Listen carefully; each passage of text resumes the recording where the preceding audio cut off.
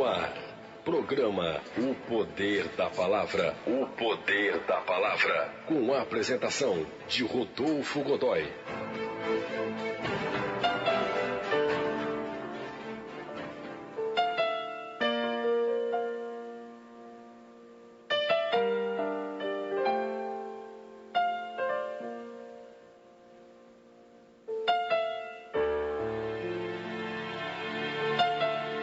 A nossa leitura será a carta de Paulo aos Romanos, no capítulo 8. Nós trouxemos um tema para essa carta: a nova vida debaixo da graça, segundo o Espírito de santidade e adoção. Mais uma vez, a nova vida debaixo da graça, segundo o Espírito de santidade e adoção.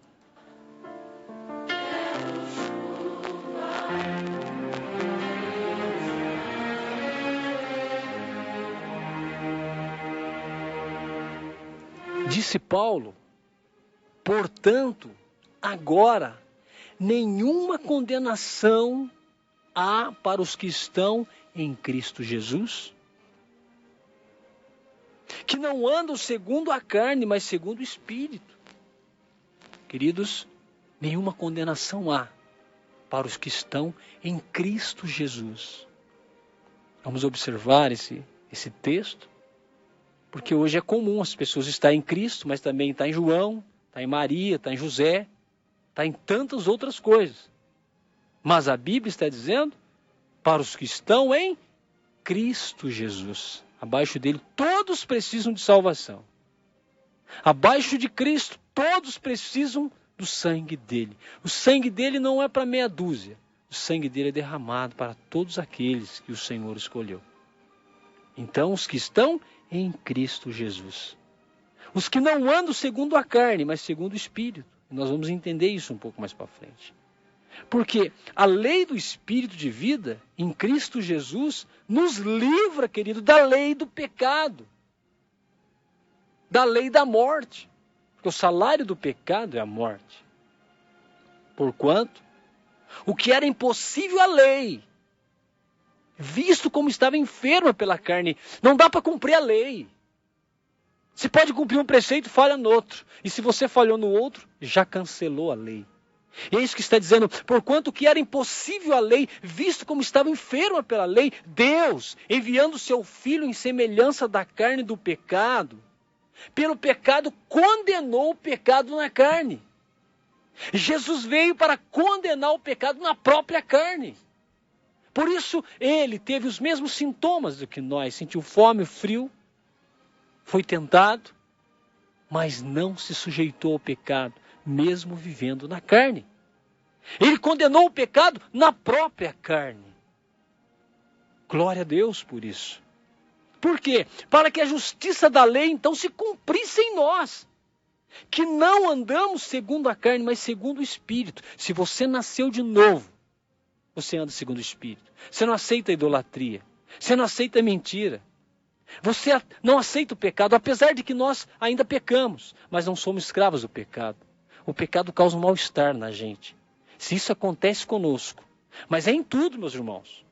Não adianta alguns pecados o seu coração se constrangir e em outros ele deliberar.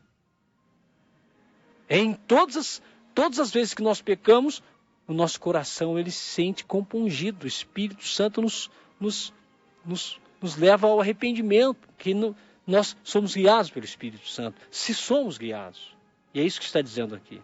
Se nós somos guiados pelo Espírito Santo, a gente não aceita mais viver na escravidão do pecado. Porque os que são segundo a carne se inclinam para as coisas da carne. Mas os que são segundo o Espírito se inclinam para as coisas do Espírito. Ou seja, os que são segundo o Espírito, quando pecam, não se conformam. Aquilo incomoda e ele mais cedo ou mais tarde ele precisa e ele vai. Porque ele é inclinado para o Espírito. Então, ele mais cedo ou mais tarde, porque ele é inclinado pelo Espírito Santo, ele vai se consertar. É isso que o texto está dizendo. Veja, porque a inclinação da carne é morte. Mas a inclinação do Espírito é vida É o oposto. Porquanto a inclinação da carne é inimizade contra Deus. Pois não é sujeita à lei de Deus, nem em verdade o pode ser. Portanto, os que estão na carne não podem agradar a Deus. Os que estão na carne não conseguem, não podem, não há condições de agradar a Deus. E vós, irmãos? Vós não podeis estar na carne. Os que são de Cristo não podem estar na carne. Eles precisam estar no Espírito. Se é que o Espírito Santo habita neles. Quando eu digo Espírito Santo habita em mim, eu não me conformo com o pecado, com a mentira, com as falsas religiões, com a idolatria e com os pecados e todos os pecados. Se você é uma nova criatura, se você a sua vida ela inclina para o Espírito, então você não aceita a idolatria, você não aceita a mentira, as doutrinas erradas, a vida promíscua. Você não aceita, apesar de que sua carne tem tendências a essas coisas, você não aceita. É isso que o texto está dizendo.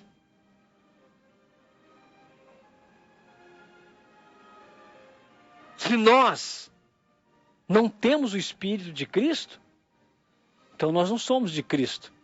Mas se nós temos o Espírito de Cristo, nós lutamos contra o pecado. E se Cristo está em nós, o corpo, na verdade, está morto por causa do pecado. Mas o Espírito vive por causa da justiça. E se o Espírito daquele que dos mortos ressuscitou Jesus, se ele habita em mim, em você, então aquele que dos mortos ressuscitou a Cristo, também vai vivificar o nosso corpo, que é mortal, o meu e o seu. Como? Através do seu Espírito, que em nós habita, se é que ele habita. De maneira que, irmãos, somos devedores, mas não da carne, para viver segundo a carne. Porque se nós vivermos segundo a carne, nós morreremos, meus irmãos. Mas se pelo Espírito nós mortificarmos as obras da carne, então nós viveremos. Porque todos os que são guiados pelo Espírito de Deus são filhos de Deus. Aleluia! Todos os que são guiados pelo Espírito de Deus são filhos de Deus. Porque não recebeste o espírito de escravidão, meu querido? Para outra vez estares em temor. Mas você, nós recebemos o espírito de adoção de filhos, pelo qual nós clamamos, Pai. Pelo qual nós clamamos, Abba, Pai. Então esse mesmo espírito, querido, testifica com o nosso espírito. Porque nós temos nosso espírito. Deus nos deu o nosso espírito. Mas o Espírito Santo, ele testifica então com esse nosso espírito que nós somos filhos de Deus. Ele nos convence. Ele nos lembra a todo instante que a carne quer pecar, que os nossos olhos veem o pecado, e aquilo, mexe conosco. O Espírito Santo vai lá e testifica: olha, você é filho de Deus. Vigia, vence. E se nós somos filhos, então, nós somos logo herdeiros também. Herdeiros de Deus, co-herdeiros de Cristo, se é certo que com ele padecemos. Querido, o Evangelho não é fácil, não. O Evangelho é sofrimento, é luta. Se com ele padecemos, na luta contra o pecado. Somos salvos por Cristo, mas nós ainda estamos vivendo nesse mundo, e a nossa carne é tendenciosa ao pecado ainda, e a luta continua. Então, se padecermos com ele, para que também com ele sejamos glorificados, precisamos padecer, meu irmão. Porque, dizia Paulo, tenho por certo que as aflições do tempo dele, e também a do nosso tempo, desse tempo que nós estamos vivendo. Você tem aflição, meu irmão? Você tem lutas, diversas lutas. Qual é a sua maior dificuldade para ser de Deus? são as aflições. Sabe por que é aflição? Porque você ainda luta. A partir do momento que você não lutar mais, deixa de ser aflição, você se entrega ao pecado. Por isso que existem lutas. E muitas das vezes a gente nem vence. É o que está dizendo o texto. Por certo que as aflições deste tempo presente não são para comparar com a glória que em nós há de ser revelada. Porque, querido, a ardente expectação da criatura espera a manifestação dos filhos de Deus. Veja o que está dizendo. A ardente expectação da criatura. Gente, as pessoas, os incrédulos, eles esperam a manifestação dos filhos de Deus nessa geração.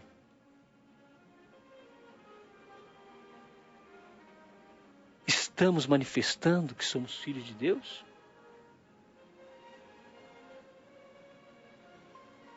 Por quê? Porque a criação, ela ficou sujeita à vaidade. Ela se sujeitou, ficou sujeita, escrava. Não por sua vontade, mas por causa do que a sujeitou, por causa do pecado. Na esperança de que também a mesma criatura será libertada da servidão, da corrupção, para a liberdade da glória dos filhos de Deus. Porque, querido, sabemos que toda essa criação geme. Esta geração está juntamente com dores, como se fossem dores de parto, até agora. E você me pergunta, o que significa isso, Rodolfo? Dá uma olhada no mundo. Dá uma olhada na situação ao nosso derredor caótica, guerra, morte, droga, promiscuidade, prostituição, violência, pedofilia, morte, fome, injustiça, corrupção,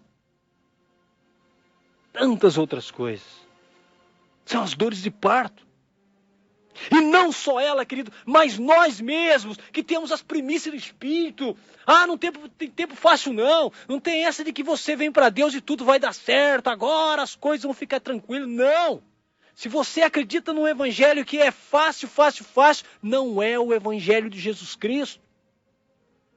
O texto diz, não só essa geração, mas nós mesmos que temos as primícias do Espírito, também gememos em nós mesmos, esperando a adoção, a saber, a redenção do nosso corpo. Porque em esperança, querido, nós somos salvos. Ora, a esperança que se vê não é esperança, porque o que alguém vê, como esperará? Mas, se esperamos o que não vemos, com paciência esperamos. E da mesma maneira também o Espírito ajuda as nossas fraquezas. Porque não sabemos o que havemos de pedir como convém, mas o mesmo Espírito intercede por nós com gemidos inexprimíveis. E nós precisamos entender isso, que não tem nada a ver o xarandarandaracandarabadária e alabadanda. Há uma interpretação errada no texto hoje, entre as linhas carismáticas, pentecostais e neopentecostais. E nós estamos vendo coisas horríveis acontecendo nos templos que se dizem cristãos, mas não pode ser. As pessoas com histeria rolando pro chão, balbuciando, babando. Isso não é batismo do Espírito Santo. Isso aí não é oração do Espírito Santo nunca. As pessoas põem a mão na testa da outra pessoa, derruba pro chão e diz que é repouso no Espírito. Vamos parar com isso, meus irmãos. Isso é brincadeira. Isso é falta de respeito com a interpretação do texto. Claro, de repente você pode falar, não, mas eu comecei a participar naquele movimento, já era assim, eu me envolvi. Tudo bem, amém. Você entrou de gaiato, você não sabia. Mas hoje você pode parar, raciocinar e parar com essas coisas. Quem disse que essas gritarias, essas pessoas balbuciando, jogando capo para cima e fazendo campanha da rosa, do remédio... Meus irmãos, o Evangelho não tem nada disso. O Evangelho tem o quê? Aceita o Senhor Jesus Cristo como seu Senhor e Salvador. Conheça a palavra dele e peça ao Espírito Santo que vá colocando essas coisas no seu coração para você experimentá-las agora. e renunciar ao pecado e começar essa luta que nós estamos falando aqui. E o resto, essas coisas descartáveis, essa bagunça, gritaria que acontece tanto no meio evangélico como até mesmo no meio católico hoje em dia, esquece, meu querido. Eu digo isso porque já estive lá e sei como é que funciona isso. Lê um texto bíblico e interpreta aquele texto de qualquer jeito e é aquilo que vai acontecendo. Histeria em série. Pessoas passam mal.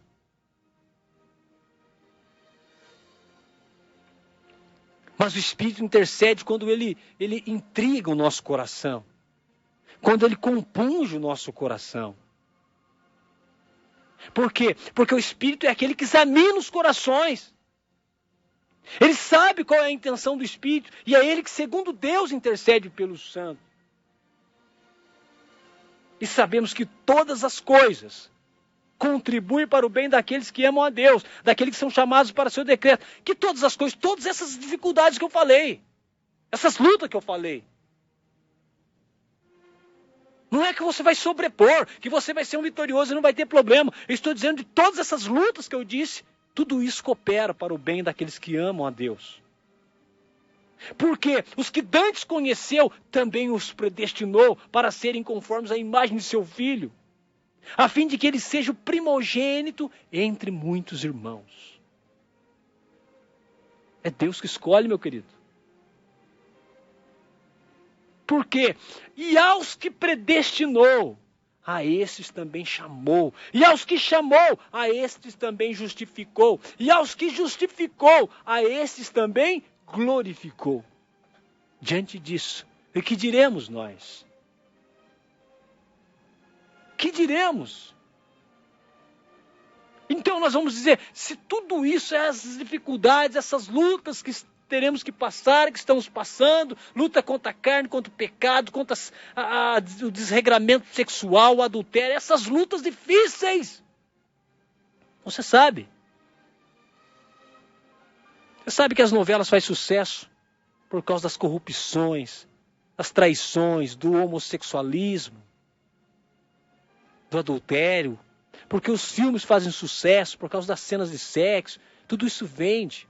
A moda está sensualizada. Então, meu querido, se nós estamos lutando contra essa corrente tão grande, tão dura de ser quebrada por nós, essa realidade que nós estamos vendo, que é tão difícil de ser quebrada, se você está lutando com tudo isso, então Paulo vai dizer, se Deus é por nós, quem será contra nós, diante dessa situação? Porque aquele que nem mesmo ao seu Filho poupou, antes o entregou por todos nós, como não nos dará também com ele todas as coisas? Então quem intentará acusação contra os escolhidos de Deus? Se é Deus quem os justifica. Quem os condenará? Pois é Cristo quem morreu, ou antes, quem ressuscitou dentre os mortos, ao qual está à direita de Deus e também intercede por nós. Oh, gente, quanta riqueza nesse texto. Quem nos separará do amor de Cristo? Olha só o que temos que passar. A tribulação vai te separar, mas você vai ter que passar por ela. A angústia vai te separar do amor de Cristo? Não, mas você vai ter que passar por ela. O perigo vai te separar? Não, mas você vai ter que passar por ele. A espada? Não, mas você vai ter que passar por ela. A Bíblia não está descartando sofrimento. A Bíblia não está descartando tribulação, até mesmo a morte.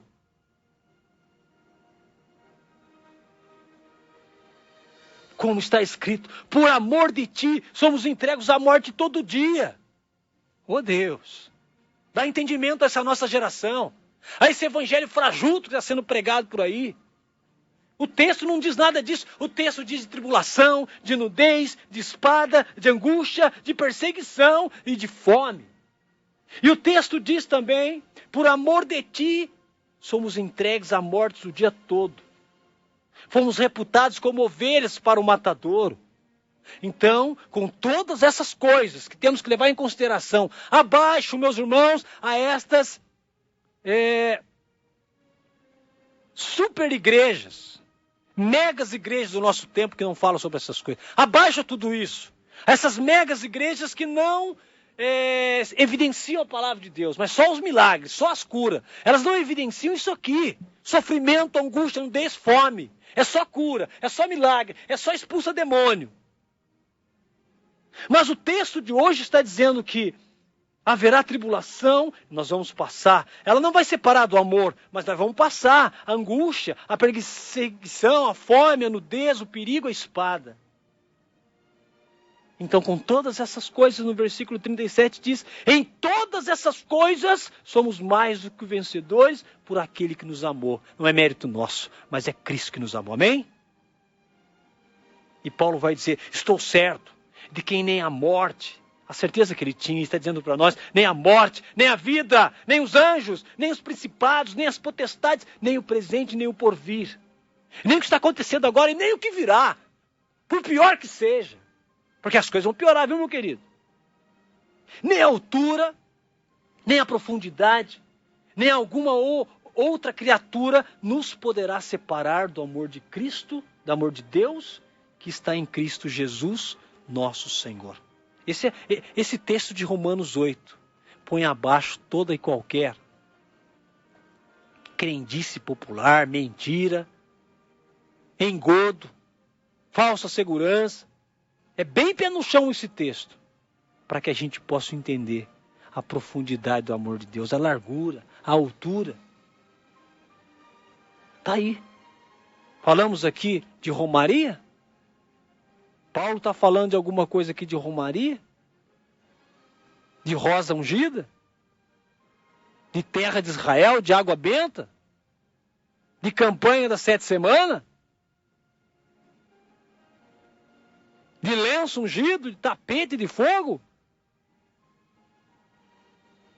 Esse lixo de evangelho que tem sido pregado por aí tem matado as pessoas.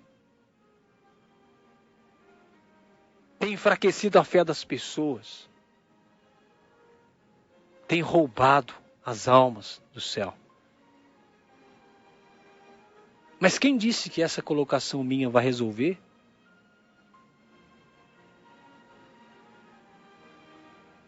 Mas quem disse que essa colocação minha vai mudar? Quando Martinho Lutero protestou contra os erros da igreja de Roma, pregou as suas teses, para que todo mundo pudesse ver, sabe o que o povo fez? Ignorou e continuou seguindo a religião. Eu não espero sucesso no que eu coloco aqui, meu querido. Eu só tenho uma coisa no meu coração: alguém precisa falar. Você que tem um microfone na mão na frente das pessoas e Deus te levantou para ser profeta, cuidado, meu querido. Cuidado para não ficar dando respaldo a falsas doutrinas por aí. Cuidado para não profetizar coisa da tua cabeça. Cuidado para não ficar liberando cura da sua cabeça. É preferível que você não falasse nada. Fale da palavra. E deixe que a própria palavra incomode, vá constrangindo as pessoas e transforme. Porque, afinal de contas, não sou eu nem você, nem ninguém que convence as pessoas. Não é a força nem o ímpeto da nossa palavra. Não é o tanto de conhecimento que a gente tenha. Quando Deus te levantou, Ele levantou para passar para frente o que Ele deixou nas Sagradas Escrituras. Só isso. Nós queremos enfeitar demais. Acabamos por estragar, por tirar o efeito que o Evangelho pode realizar nas pessoas. Que Deus te abençoe. E que essa palavra de Romanos 8 seja para nós o alimento necessário. Em nome de Jesus. Amém.